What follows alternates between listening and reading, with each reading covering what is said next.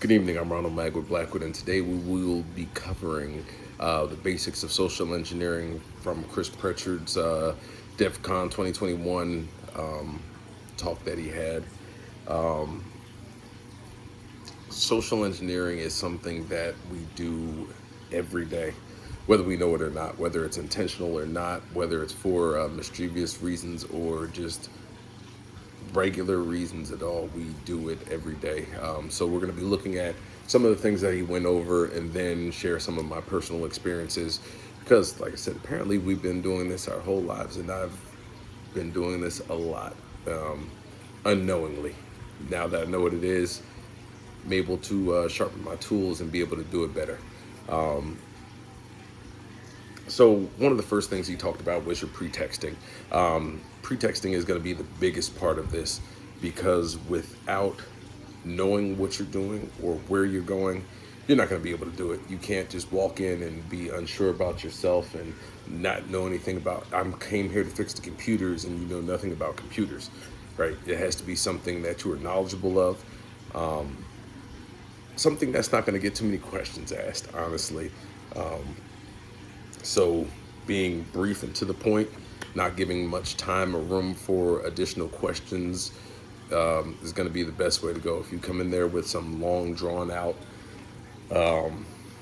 dissertation, it's not going to work. You're gonna start becoming unsure of yourself. They're gonna find holes in what you're saying, right? You might get somebody who actually knows what's going on, and they're gonna be able to, question you or challenge you on it.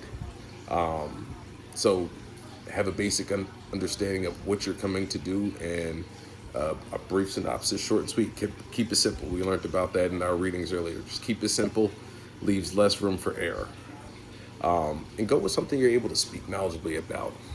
One of the worst things you can do is, once again, if you have no knowledge of something, coming in and talking about it and fumbling your way through it, they're just gonna, you came to do what? Fix what? No, get up out of here.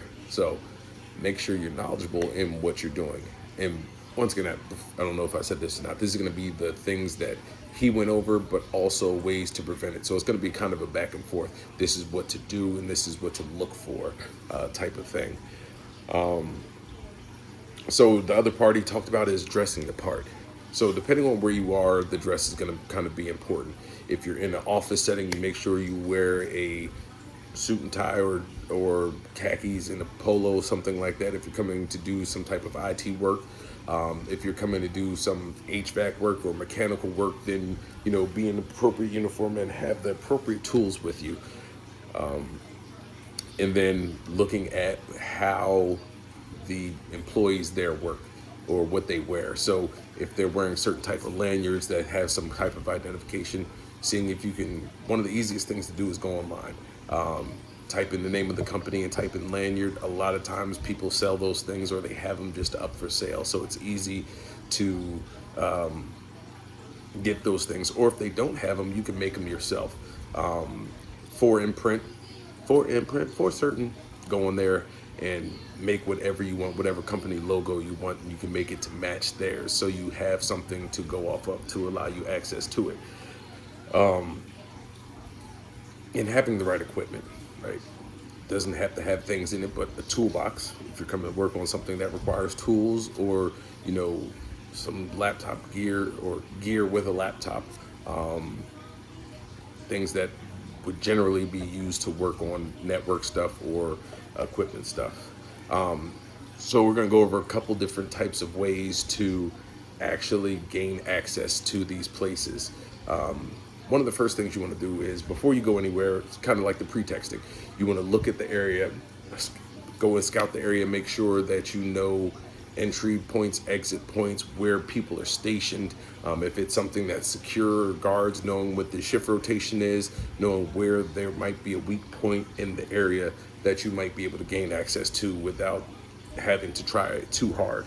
One of the ways that we talk about gaining access is tailgating. Basically waiting for somebody to come through and then going through right behind them. So if you're on the opposite side, you're on the secure side of it, and you're looking for people that might be trying to do this, what you want to do is Basically not holding doors for everybody. When I was in the military, this was a big thing because we had a top secret area that we had to go into, so you had to badge in, and they wanted to make sure that everybody's badging in to this area. So they wanted you to close the door behind you, make sure nobody else got in. Of course, being in the military, we're a little bit twisted, so we believed in malicious compliance. So every time we get in, whether somebody was 2 inches behind us or not, we slam the door shut and make them badge in. That's not the way to go about doing things, but generally those are the practices that you want to follow, to make sure that you're not the reason why a security violation happened and someone gained access to your facility that wasn't supposed to have it. So ensuring that, when you go in and badge in, one badge, one person. So you go in, badge in, close the door, somebody else a couple steps behind, you're gonna have to badge in too. Sorry, got your hands full, got to find a way to get in yourself. I'm not opening the door for you. Or the another approach is the long man approach. So basically having something as a placeholder in there. Somebody goes in and you put a briefcase down or something. Say the gate has motion sensors or something like that, or like an elevator, it won't close if something's in the way. Having somebody before you put that there so that the door remains open, that allows you access when you go and pick up your gear and follow them through. That's going to be one of the other things to look out for people doing that. If you see something like that, immediately get the attention of supervisors or remove the stuff or confront them yourselves, and figure out what they are doing there and why they're there. So those are the type of things that I used to do all the time. Go to football games.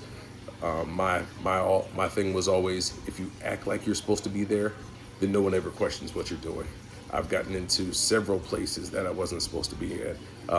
Went to a Jacksonville Jaguars game with one of my buddies, and we actually ended up in the locker rooms and in the weight rooms of the Jags, just from walking around and acting like we know where we're going. Nobody questioned us, nobody stopped us or anything. So if you act like you're supposed to be there, nobody will stop you. Went to the SEC tournament in Nashville, and the locker rooms were right by the VIP entrance. We were in the VIP entrances, so we were able to be down there and give us access to the court to go up to the stands. But the locker rooms, like I said, were back there.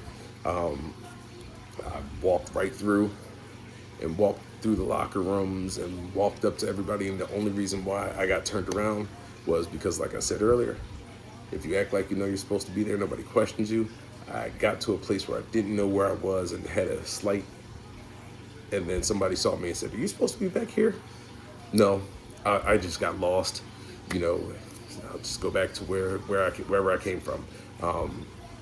So that's going to be important things to look for.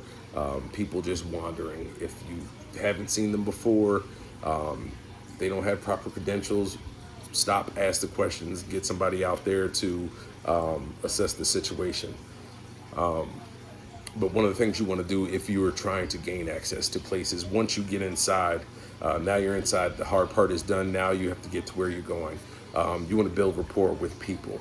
So he talked about a lot of things like being at the smoke pit and talking to people. That's one of the greatest places to gain information and to meet people, because people go out there smoking, you just start striking up conversations.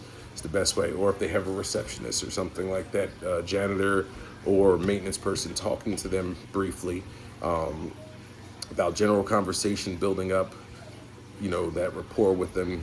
And then once you're done, go from your building up rapport to your ask. Making sure it's not a crazy ask, I need to get into your safe. That's not going to happen from somebody who works at the front desk or doesn't know you, or you don't have the proper credentials. So, getting the small ask, getting into areas that you might not normally be able to get to, but since you built that rapport with them, you go there. And building that rapport could be, if you're at a sporting event like I was, everybody loves sports, everybody's there for sports, so striking up a conversation about sports. If you're at a concert, striking up a conversation about music. If you're traveling or doing at an airport or something like that, start talking about traveling and how the travel season is going and how different things are, building up those conversations. And then when you're done, oh, by the way, where is the, and then before they even notice it, they let you into wherever they're going, because you've started this conversation, this back and forth dialogue. So now all you say, you slide your ask in there, and they without even second guessing it, tells you, oh, right over there, I'll talk to you later, being going with it. Just finding that small talk and something to get you in there, get one foot in the door. Another thing is you're being in control, right? Once you get in, you just want to breathe and act normal. Once again, act like you're supposed to be there. If you act like you're supposed to be there, nobody's going to question you. But you get there and you start, overreacting, or, I did it. And people can see that you're acting nervous or acting weird. Why is he acting weird? Is he not supposed to be here? Then they're coming to check your credentials and everything else. Then now you have a problem. Once you're in there, don't act like a tourist. Don't just look around. Oh, this is amazing. Go do what you got to do. Get in, get out. On the other side, if you're working there and you see somebody doing things like that, they look a little out of place. Stop and ask the question: Why is this guy just walking around the facility, looking like he's lost and he's just amazed at everything that's going on? Because he's probably not supposed to be there, right? So make sure you're always asking a question, and don't linger. Once you get in and get there, get what you came to do, be gone. Don't try to go for more things. Well, I got this, maybe I can get this. Don't try to increase your ask, right? That one ask, even though it was small, maybe was a big thing. Don't try to go and, let's see if I can go for a home run. I got first base, maybe I can get a home run now. Take it one step at a time. Eat the cake one slice at a time. Don't try to go for the whole thing at once. You got in one time, now you know how to get in, and now you can continuously. And once you continuously go, people start to recognize you. Oh, that's so and so. I saw him the other day. Now you have people vouching for you because they see that you've been here before, and they know you were here working on this. So they just, oh, come on in. We'll let him in. He's working on this for this person or this for that person, and knowing part of the staff is going to be a good thing, right? We talked about the building rapport, looking around, right? When you first get in, observing names on the walls, higher ups, people that might not come in contact with these normal people every day that they might not talk to. So, oh yeah, I'm here to see Dr. Smith, or Dr. Jones works over here, correct? Asking those leading questions. Oh yeah, they work over there. You know their names, so they think you must know them or have some type of business to do with them. So using that as one of your advantages to get in is going to help you. Sometimes people tell you to, try to strike up a conversation with the most important person in the room. Well, that might not always be feasible, right? You're not going to walk in and immediately have access to the COO. You're going to have a receptionist or somebody else. So talking to them is going to be one of your best approaches. Now, if you happen to run into them, making small talk but not lingering long. A lot of times they're busy, have a lot of things going on, and a lot of times they can see through the mess, if you will. This person's not really here for anything. Who are you again? Who do you work for? Now they're asking you questions that you don't have the answers to. So keeping your conversation short and sweet, and preferably not talking to the person that's the highest in charge, talking to that receptionist, somebody that's not going to ask that many questions and let you gain access to where you need to do, where you need to go. So those are some of the things that he talked about in his discussion on how to gain access into places, the basics of social engineering. And those are some of the things that, I've done as well throughout the course of my 20 years in the military.